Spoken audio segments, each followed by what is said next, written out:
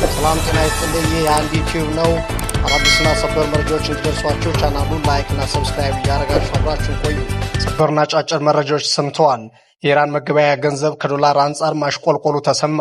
በዚህም ከጦርነቱ በፊት ከነበረበት 1.4 ሚሊዮን ሪያል አሁን ላይ ወደ 2.6% ከፍ ማለቱን የተነገረው። ኢራን ኢንተርናሽናል እንግሊዝ እንደዘገበው ከሆነ አሁን ላይ አንድ የአሜሪካን ዶላር 1.76 ሚሊዮን የኢራን ሪያል እየተመነዘረ ይገኛል ብሏል። ከዚህ የተነሳም በኢራን ከፍተኛ የሆነ የኢኮኖሚ ክራይሲስ እንደተፈጠረ ነው የተሰማው። በተለይም የሸቀጦች ዋጋ ከዕለት ወደ ዕለት በማሻቀቡ ምክንያት በህዝቡ ዘንድ ከፍተኛ የሆነ የኑሮ ጫና አስከትሏል ተብሏል። ይህ በእንዲህ እንዳለ የሰሜን ኮሪያው ፕሬዝዳንት ኪም ጆንጉን ቅጥረኛ ወታደሮቻቸውን አወድሰዋል።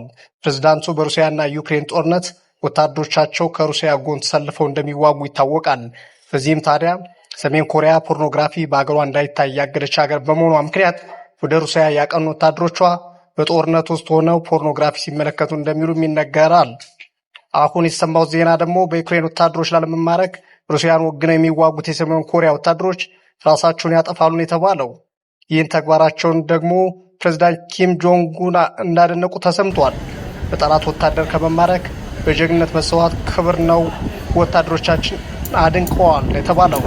በሌላ ዜና የተባበሩት አረብ ኤምሬት የነዳጅ አምራች ሀገራት ከመሰረቱ ኦፔክ ጥምረት ራሷን ልታስወጣ እንደምትችል አሳወቀች።